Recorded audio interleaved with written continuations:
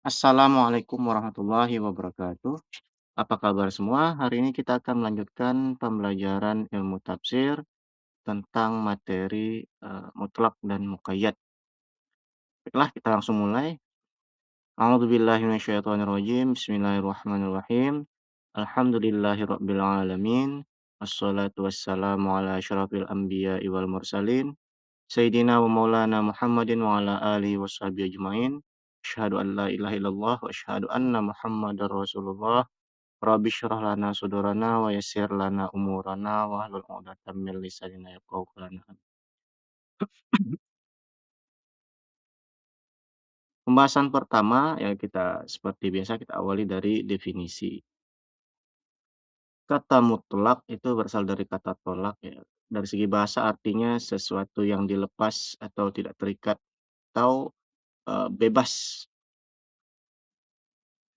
Ini dari akar kata yang sama lahir kata tolak ya atau talak kalau bahasa kita. Yakni lepasnya hubungan suami maupun istri atau sudah saling tidak terikat.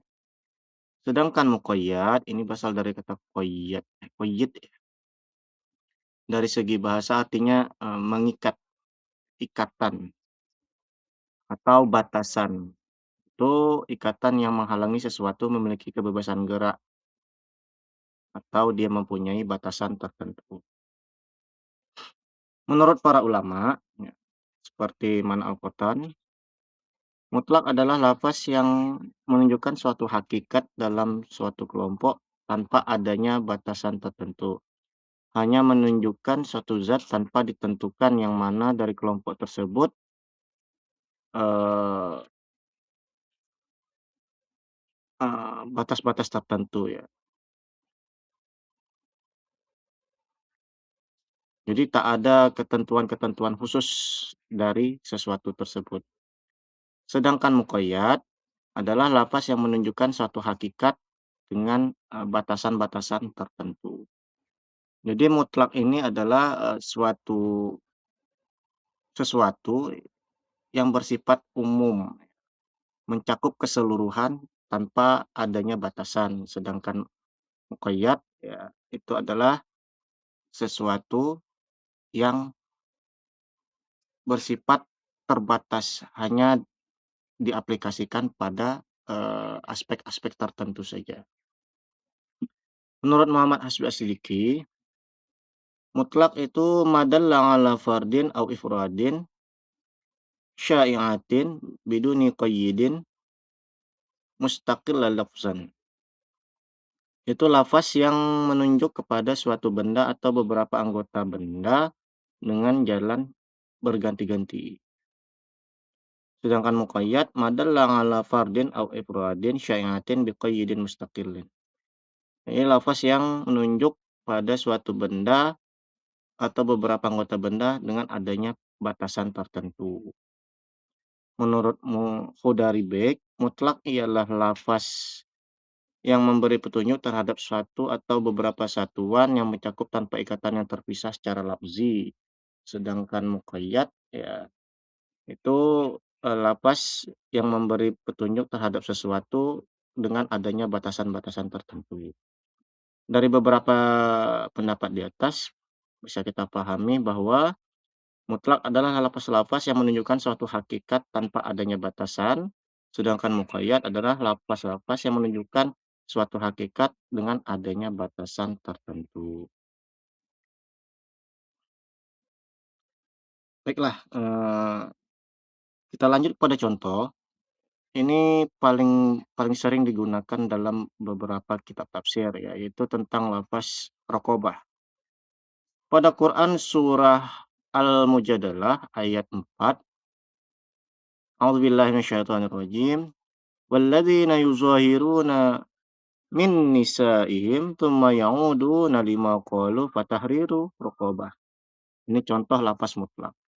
Jadi bagi orang yang menzihar istrinya, kemudian mereka ingin kembali atau membatalkan apa yang mereka katakan, fatahriru raqabah.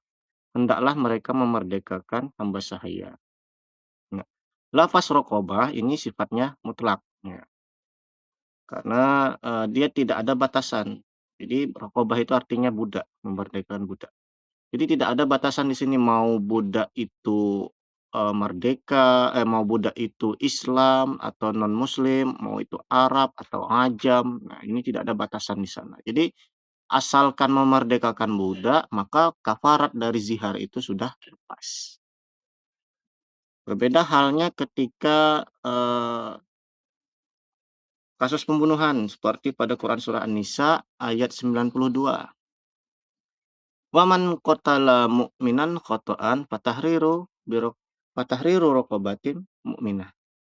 Jadi barang siapa yang membunuh orang yang beriman, maka, kafaratnya atau, eee, balasannya atau tebusannya yaitu adalah hendaklah dia memerdekakan budak yang beriman. Nah, ini ada kata, mukminatin setelah kata raqabah.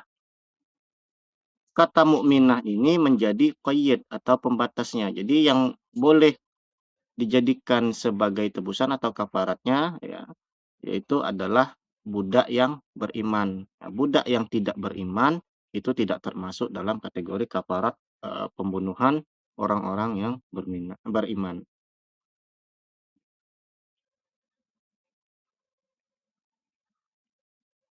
Kemudian kita lanjut pada kaidah hukum.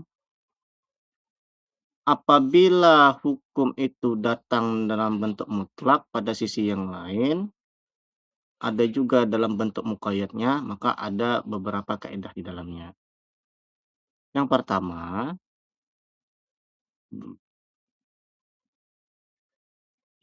jika sebab dan hukum yang ada dalam mutlak itu sama dengan sebab hukum yang ada dalam muqayyad, maka dalam hal ini hukum yang ditimbulkan oleh ayat yang mutlak tadi harus ditarik atau dibawa pada hukum ayat yang berbentuk muqayyad. Jadi ketika ada ayat-ayat yang mutlak, yang bersifat mutlak, dilanjutkan dengan atau bertemu lagi dengan ayat-ayat yang hukumnya sama tapi ada muqayyadnya, maka hukum yang berlaku sesuai dengan ayat-ayat muqayyad tersebut.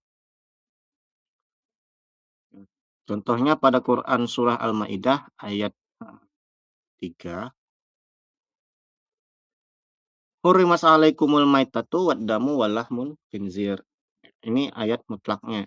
Diharamkan bagimu untuk memakan bangkai, darah maupun daging babi. Nah, kata dam di sini, ayat ini menerangkan bahwa darah yang diharamkan itu meliputi semua darah tanpa terkecuali. Karena lafaz dam bentuknya mutlak, tidak ada ikatan di sana, tidak ada batasan oleh sifat atau hal-hal lain yang mengikatnya. Adapun sebab ayat ini adalah dam atau darah yang di dalamnya mengandung hal-hal berbahaya bagi siapa yang memakannya, sedangkan hukumnya adalah haram. Ini ya, akibat dari yang ditimbulkan ya.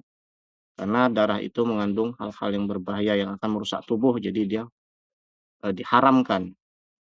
Nah, berbeda dengan ayat muqayyadnya, pada Quran surah Al-An'am ayat 145, ini juga berkaitan tentang kata dam atau darah. "Qul la ajidu fima uhiya ilayya muharraman 'ala ta'imin yat'amuhu illa ayyakuna maitatan aw daman masfuhan." Katakanlah, tidaklah aku memperoleh dalam wahyu yang diwahyukan kepadaku sesuatu yang diharamkan bagi orang yang hendak memakannya kecuali kalau makanan itu bangkai atau darah yang mengalir. Lafaz dam pada ayat ini itu sifatnya muqayyad karena ada kata-kata masfuhan mengalir di sana ya. Karena diikuti oleh qarinah masfuhan. Oleh karena itu, darah yang diharamkan menurut ayat ini adalah daman masfuhan. Jadi yang diharamkan ketika pada ayat ini itu adalah darah yang mengalir atau seperti darah manusia atau darah hewan, bukan darah yang beku atau darah yang sudah berbentuk benda keras. Nah, sebab dan hukum antara Quran surah Al-An'am ya, ayat 145 ini berkaitan dengan surah Al-Maidah ayat 3, yaitu sama-sama permasalahan tentang haramnya darah, memakan darah. mengkonsumsi darah. Berdasarkan kaidah bahwa apabila sebab dan hukum yang terdapat dalam ayat mutlak sama dengan sebab dan hukum yang terdapat pada ayat yang muqayyad, maka pelaksanaan hukumnya ialah yang mutlak itu dibawa atau ditarik kepada ayat yang muqayyad. Dengan demikian, yang terdapat pada Surah Al-Maidah ayat 3, darah yang diharamkan itu harus dipahami bahwa darah yang mengalir sebagaimana Quran surah Al-An'am ayat 145.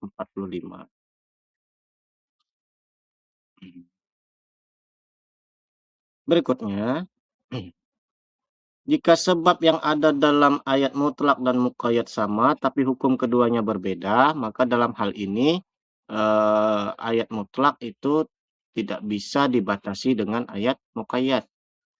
Contohnya pada Quran surah Al-Maidah ayat 6 tentang tayamum. Fatayammamu sa'idan thayyiban famsahu biwujuhikum wa aydikum minhu. Maka bertayamumlah dengan tanah yang baik dan bersih, sapulah mukamu dan tanganmu dengan tanah. Lafaz yad atau tangan dalam ayat di atas berbentuk mutlak karena tidak ada lafaz lain yang mengikat. Ya. Beda halnya dengan ayat tentang berwudu. Ya. Dengan demikian, kesimpulan dari ayat ini ialah keharusan menyapukan tanah ke muka dan kedua tangan, baik itu hingga pergelangan atau sampai siku, tidak ada masalah karena tidak ada koyitnya, pembatasnya. Kecuali jika di sana ada dalil lain seperti hadis yang menerangkan tata cara tayamum oleh Nabi yang memberikan contoh mengusap tangan hanya sampai pergelangan tangan atau sampai siku. Ya. Jadi ayat ini sifatnya mutlak, tangan itu keseluruhannya bisa digunakan untuk bertayamum dan tidak ada batasannya, boleh hanya sampai pergelangan, boleh sampai siku, boleh sampai lengan. Tidak seperti wudhu ya, akan kita jelaskan berikut. Nah, adapun tentang wudhu, ini sifatnya ayatnya muqayyad. Seperti pada surah Al-Maidah ayat 6, Ya ayyuhalladzina amanu idza kumtum ila shalah fagsilu biwujuhikum wa aydiyakum ilal marafiq. Nah, wahai orang-orang yang beriman, kalau engkau hendak melaksanakan sholat, maka basuhlah mukamu dan kedua tanganmu ilal marafiq, sampai kedua siku. Nah, kata marafiq ini merupakan takyid atau pembatas dari aidiakum, ya, kata tangan tadi. Jadi khusus untuk wudhu ada takyidnya. Lafaz yad dalam ayat ini berbentuk muqayyad karena ada lafaz yang mengikatnya, yaitu marafiq. Maka berdasarkan ayat tersebut mencuci tangan haruslah sampai siku, tidak boleh kurang. Karena kalau kurang maka wudhunya menjadi tidak sempurna. Sedangkan pada Al-Maidah ayat 6 tadi, yang tentang tayamum tadi, itu tidak ada takyidnya, pembatasnya. Jadi boleh keseluruhan tangan, boleh sebagian tangan. Sedangkan tentang wudhu ini haruslah sampai siku karena ada takyidnya, pembatasnya di sana. Sebab dari ayat di atas adalah sama dengan ayat mutlak yang sebelumnya, yaitu keharusan bersuci untuk mendirikan sholat. Jadi antara ayat muqayyad dan mutlak itu sama sebabnya, itu kewajiban untuk bersuci, baik menggunakan air dengan berwudu maupun menggunakan debu dengan bertayamum. Akan tetapi hukumnya menjadi berbeda. Ayat mutlak tentang tayamum itu sebelumnya menerangkan keharusan menyapu dengan tanah, sedangkan ayat muqayyad menerangkan keharusan mencuci dengan air. Maka ketentuan hukum yang ada pada ayat mutlak tidak bisa ditarik pada muqayyad. Artinya, ketentuan menyapu tangan dengan tanah tidak bisa dipahami sampai siku, sebagaimana ketentuan wudhu yang mengharuskan membasuh tangan sampai siku. Kecuali kalau ada dalil lain seperti hadis maupun ijma ulama ataupun kias ketika tayamum dikiaskan kepada wudhu dalam eh, menyapu tangannya. Itu menjadi sampai siku, itu berbeda perkara. Ya. Dengan demikian, ayat mutlak dan muqayyad berjalan sesuai dengan ketentuan hukumnya sendiri, tidak bisa dijadikan satu. Kecuali ada dalil lain yang menerangkan tentang hal tersebut. Berikutnya, jika sebab yang ada pada mutlak dan muqayyad berbeda, tapi hukum keduanya sama, maka yang mutlak tidak bisa dipahami dan diamalkan sebagaimana yang muqayyad. Nah, ini contohnya seperti Quran surah Al-Mujadalah ayat 3. tentang kafarah zihar tadi yang sudah kita terangkan tadi, ya. Bahwasanya untuk kafarat zihar itu ada hukumnya sendiri, yaitu, haruslah budak yang bebas, terserah dia mau beriman atau tidak. Nah, sedangkan pada An-Nisa ayat 92 tentang kafarah pembunuhan, maka ini hukumnya walaupun sama-sama membebaskan budak, tapi 2 perkara yang berbeda. Jadi dia berjalan masing-masing, tidak bisa disatukan. Lapas raqabah yang ada pada kafarat zihar itu, bersifat mutlak, ya, cuman ada keharusan untuk membebaskan budak tanpa ada ketentuan harus beriman atau tidak. Sedangkan kafarat pada orang yang pembunuhan orang beriman, ya, ini haruslah dia orang budak yang beriman sebagai penebusnya. Karena sebabnya berbeda, satu masalah kafarah zihar dan yang lain adalah kafarah pembunuhan, ya walaupun hukumnya sama-sama memerdekakan budak, tapi ya tetap saja diamalkannya sesuai dengan ketentuan ayat masing-masing. Ayat mutlak berjalan berdasarkan kemutlakannya, sedangkan muqayyad ya sesuai dengan ketentuannya. Yang terakhir yaitu, jika sebab dan hukum yang ada pada ayat mutlak itu berbeda dengan sebab hukum yang ada pada ayat muqayyad, maka yang mutlak tidak bisa dipahami dan diamalkan sebagaimana ayat muqayyad. Contohnya tentang batasan pencurian pada Quran surah Al-Maidah ayat 38, "As-sariqu was-sariqatu faqta'u aydiyahuma jazaa'an bima kasaban nakalam minallah." Kata tangan ya, as-sariqu was-sariqatu ya, laki-laki yang mencuri dan perempuan yang mencuri potonglah tangan keduanya, maka kata tangan pada ayat ini ya, itu sifatnya mutlak, yaitu keharusan memotong tangan tanpa diberi batasan sampai daerah mana tangan yang harus dipotong, ya. Kecuali nanti ada ketentuan dalam hadis ijma' maupun qiyas yang menerangkan batasan-batasan dalam, setiap hukumnya yang berlaku. Nah, berbeda dengan ayat wudhu tadi yang sudah kita bahas tadi, itu ada batasannya, bahwasanya wudhu itu adalah, eee, sampai batas siku. Nah, keduanya mempunyai sebab dan hukum yang berbeda, walaupun sama-sama membahas tentang tangan, ya, lapas tangan, tapi ya aplikasinya atau prakteknya juga menjadi berbeda. Yang mutlak berkenaan dengan pencurian, yang hukumannya harus potong tangan, sedangkan yang muqayyad berkenaan dengan masalah wudhu yang membawa kewajiban membasuh tangan sampai siku. Dari sini dapat simpulkan bahwa yang mutlak tidak bisa dipahami menurut yang muqayyad. Kesimpulannya, mutlak adalah lapas-lapas yang menunjukkan suatu hakikat tanpa adanya batasan tertentu, sedangkan muqayyad adalah lapas-lapas yang menunjukkan suatu hakikat dengan adanya batasan tertentu. Nah, terdapat 4 kaedah ya ketika bertemu dengan ayat-ayat tersebut.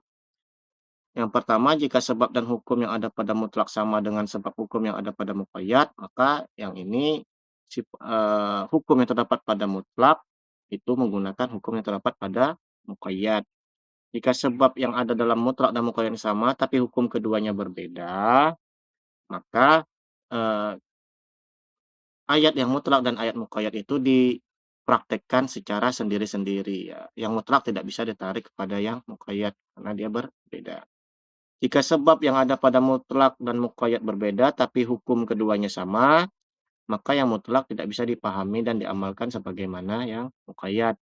Jika sebab dan hukum yang ada pada mutlak berbeda dengan sebab hukum yang ada pada muqayyad, maka yang mutlak tidak bisa dipahami dan diamalkan sebagaimana muqayyad. Seperti itu. Baiklah, terima kasih. Jikalau ada kesalahan, koreksi, pertanyaan, ya, bantahan dan lain sebagainya, silakan disampaikan pada kolom komentar. Kita tutup dengan mengucapkan subhanakallahumma wa bihamdika asyhadu an la ilaha illa anta astaghfiruka wa atubu ilaik. Walhamdulillahirabbil alamin. Assalamualaikum warahmatullahi wabarakatuh.